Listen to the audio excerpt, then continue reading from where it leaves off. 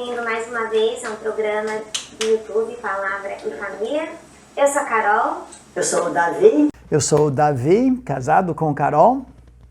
Nós estamos aqui para nosso segundo programa numa minissérie sobre casamento cristocêntrico.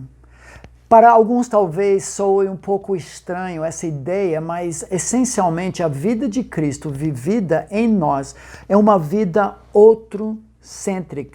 E essa vida é vivida no contexto do lar.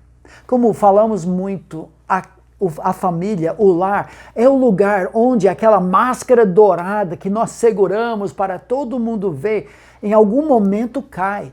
E normalmente isso acontece no lugar onde nós somos quem nós somos e onde as pessoas têm que nos amar. Mas infelizmente isso também detona muitas famílias. Talvez por isso, na palavra de Deus, no livro de Efésios, no maior texto que nós temos que trata de papéis no lar, logo em seguida nós encontramos o maior texto que fala sobre guerra espiritual. E o apóstolo Paulo nos lembra que a nossa guerra não é contra sangue e carne. Não é contra o cônjuge, não é contra um filho rebelde, não é contra os sogros. Por trás de todo esse palco existe uma guerra espiritual em que Satanás quer desfigurar, manchar, cuspir no espelho do casal, feito para refletir a própria glória de Deus. No nosso primeiro programa, nós tratamos um pouco dessa ideia cristocêntrica ou outrocêntrica na família, em que Deus é glorificado em nós quando somos mais parecidos com Cristo Jesus. Somos mais parecidos com Cristo Jesus quando vivemos a vida de Cristo, a vida que é vivida para abençoar outros. Logo, Deus é glorificado quando no nosso casamento vivemos a vida do seu Filho, Jesus. A primeira vez nós tratamos da área de comunicação outrocêntrica. Hoje queremos trabalhar a questão dos conflitos inevitáveis desde Gênesis 3, na palavra de Deus, em todos os nossos casamentos, todas as nossas famílias. E na próxima vez queremos tratar em outra área emblemática, simbólica de toda a vida, o casamento cristocêntrico no contexto da cama conjugal. Mas essa questão de conflito, como é que Deus pode fazer com que nós sejamos outrocêntricos mesmo em momentos de conflito? Bom, tem um versículo em Provérbios, no capítulo 27, versículo 17, que diz assim: como o ferro com o ferro se afia, assim o homem ao seu amigo. Agora a gente pensa, tá, legal, tá afiando, mas pense bem, um pedaço de ferro com outro ferro se afiando, sai faísca, sai calor, sim, produz uma afiação, mas passa por conflito para chegar lá. Mas no casamento, isso é importante. Se duas pessoas sempre concordam, uma delas é desnecessária, porque não provoca crescimento, não provoca melhoras no caráter da pessoa. Então, uma pessoa vai afiando a outra pessoa e assim os dois podem parecer mais com Cristo no final do processo do que antes. Então, conflito pode até ser usado para fortalecer o casal. Eles podem ser muito mais fortes no final do processo se os dois deixarem o Espírito Santo trabalhar o caráter e fazer com que eles pareçam cada vez mais e mais com Cristo. Então, conflitos ou tempestades, como nós temos ao nosso redor, inclusive agora, enquanto gravamos, não são necessariamente do inferno uma praga. Lembrando aquela ideia da palmeira plantada em shopping que nunca enfrenta os ventos adversos, é muito fraco. Mas dentro de uma tempestade, fortalece suas raízes quando entrelaça suas raízes no solo da graça de Deus. Eu gosto muito daquele livro que já mencionamos, do Gary Thomas, o autor, Casamento Sagrado, em que ele trata da bênção dos conflitos quando tratados de forma outrocêntrica no contexto do lar. Ele diz assim, em Casamento Sagrado, um conflito solucionado com sucesso cria um laço ainda mais forte no final. Nós temos visto casais passando por tempestades, mares tempestuosos, adultérios e pornografia e outros conflitos que pareciam não ter solução e sair disso muito mais fortes, glorificando a Deus e de forma cristocêntrica. Naquele livro ele cita uma ilustração de montanhas e diz assim: se não houvesse uma colisão entre a Índia e a Eurásia, não haveria o Himalaia.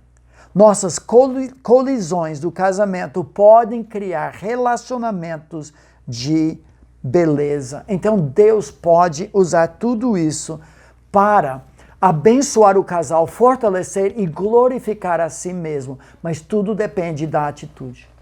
Tem um livro também que nós gostamos muito, o autor Ken Sande, que fala sobre conflitos e o coração do pacificador. Ele lista algumas das causas, talvez você vai se identificar com algumas causas bíblicas de conflito entre o casal que precisam ser superados pelo outrocentrismo. Por exemplo... Sim, a primeira causa, já em Romanos 3:23, nos diz que todos nós somos pecadores, então você casou-se com um pecador e você mesmo é pecador. Então, é uma causa de conflito. Somos dois porcos espinhos na mesma toca que só nos alfinetamos pelo pecado e precisamos aprender a lidar com isso. Outro livro excelente, Dave Harvey, chamado Quando Pecadores Dizem Sim. Esse é o casamento.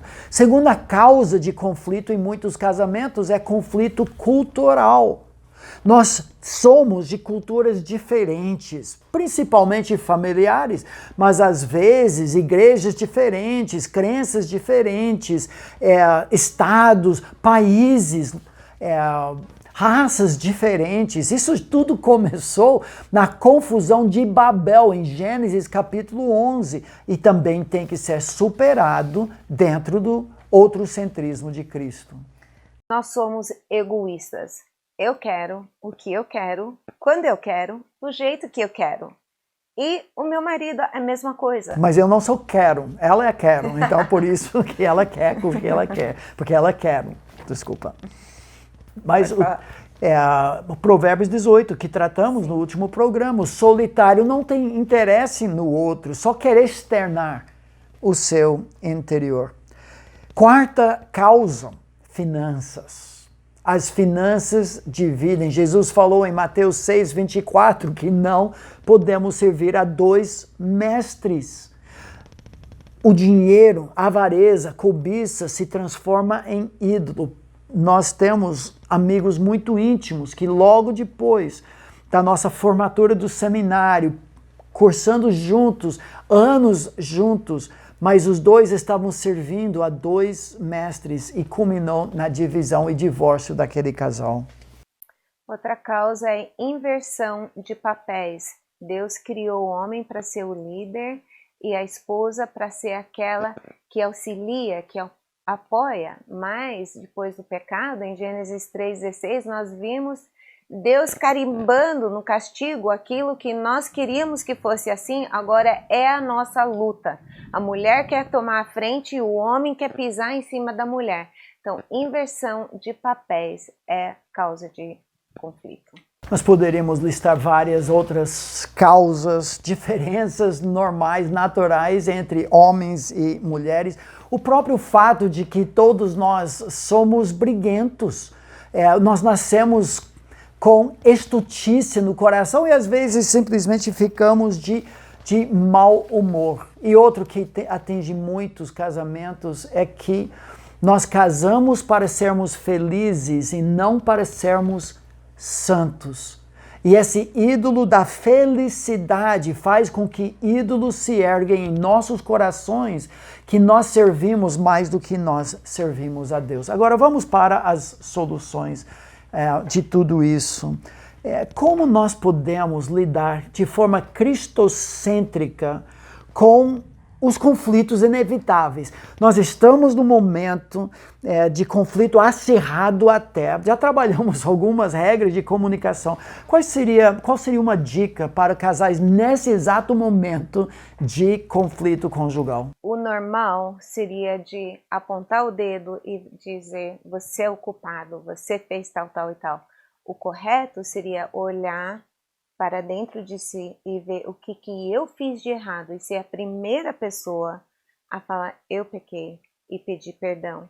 Pedir perdão por aquilo que você fez para aumentar o conflito. Então, em vez de competir para ganhar a briga, vocês competem para ver quem pode assumir primeiro lugar. Não, mas eu assumi primeiro a culpa e depois agora vai mais um conflito, mas não é isso. Tem outra coisa que nós temos feito muitas vezes. Chega um casal para ser aconselhado e a primeira coisa que nós vemos é exatamente cada um apontando os defeitos do outro. Talvez aquele esfriamento do primeiro amor.